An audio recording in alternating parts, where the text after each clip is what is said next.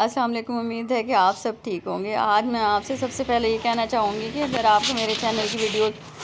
पसंद आ रही हैं तो प्लीज़ इसको लाइक और सब्सक्राइब करें, ताकि मुझे आपकी सपोर्ट होने से मैं अच्छी अच्छी वीडियोस बना सकूं। और मेरा आज का टॉपिक है कि when you buy a kitten from market, कि जब आप मार्केट से किटन ख़रीदने के लिए जाते हैं तो आपको किन बातों का ख्याल रखना ज़रूरी है। उसमें सबसे मेन बात तो ये कि आपको ये मालूम होना चाहिए कि आप मेल या किटन ख़रीदना चाह रहे हैं या फ़ीमेल, तो इसके बारे में आप थोड़ी सर्च कर लें। दूसरा ये कि आप कौन सी ब्रीड लेना चाह रहे हैं, आप पर्शियन, साइमीज़, टर्किश अंगोरा, यानी कि आप किस तरह की ब्रीड लेना चाह रहे हैं, तो उसके बारे में भी आपको थोड़ी इन्फॉर्मेशन होनी चाहिए, ताकि वहाँ पे जाके आपको मसला ना हो, आपको आसानी हो। क्योंकि वहाँ जाके ये मालूम करना बहुत मुश्किल होता है कि ये मेल है या फ़ीमेल। अगर आप दुकानदार से भी कहेंगे तो उनको भी कम ही मालूम होता है कि ये मेल है या फ़ीमेल है। तो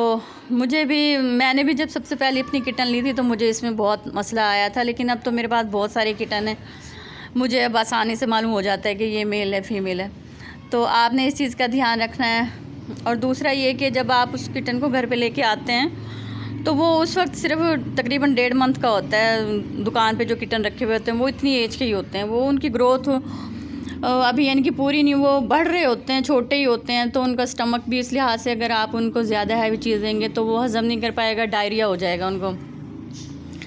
तो आपने उनको ये सेरेलैक देना है, खिचड़ी का सेरेलैक दे लें, फ्रूट का दे लें, या फिर आपने उनको बॉयल चिकन देनी है। और इसके अलावा आपने उनको मिल्क कोई भी नहीं देना है, ना गाय का देना है ना भैंस का। और वो ये लैक्टोजन 1 दे सकते हैं आप, अगर आपका किटन पी लेता है उसको शौक से तो वो भी दे सकते हैं आप उसको लैक्टोजन 1 भी। और ये है कि उसको शुरू में आप उसको जो आप उसको दे रहे हैं खाना, वो 4 टाइम में डिवाइड कर दें, यानी कि आफ्टर 3 आवर्स आपने उसको एक खाना देना है। जैसे सुबह में, मैं तो अपने किटन को सुबह में जैसे बॉयल चिकन देती थी, फिर दोपहर में सेरेलैक, और तीसरे टाइम में भी सेरेलैक, और फिर रात में सोते हुए मैं उसको बॉयल चिकन देती थी, क्योंकि रात में उसने काफ़ी देर तक यानी कि सोना होता था, तो इसलिए उसको ज़्यादा भूख ना महसूस हो। तो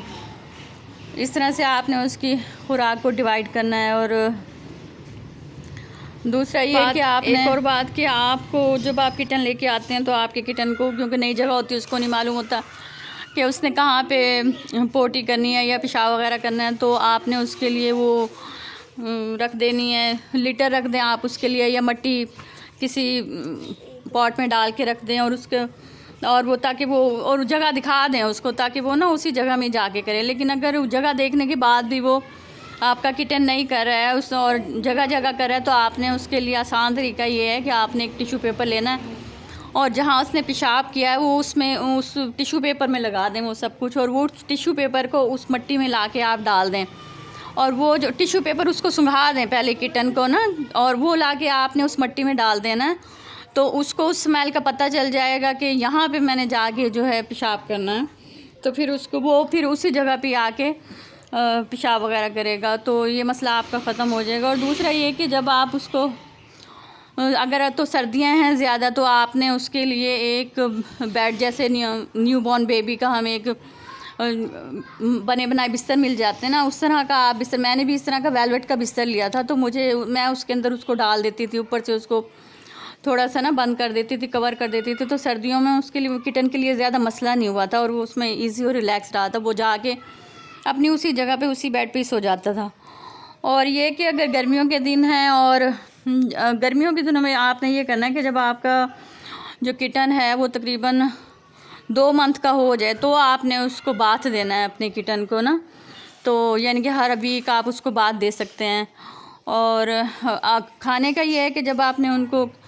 बॉयल चिकन और सेरेलैक देना शुरू किया है, यानी कि 1.5 महीने की उम्र में, तो आपने आहिस्ता आहिस्ता उसको, जैसे वो 3 मंथ का हुआ है तो उनको भूख ज़्यादा लगती है, तो आपने उस मिकदार को बढ़ाते जाना है थोड़ा थोड़ा करके, और फिर आहिस्ता आहिस्ता से आपने उसको दूसरी चीज़ की तरफ भी लेके आना है। तो ये सब बातें जो मैं आपसे आहिस्ता आहिस्ता अपनी अगली वीडियोस में शेयर करती रहूँगी, कि जैसे आपके किटन बड़े होते हैं आपने उनकी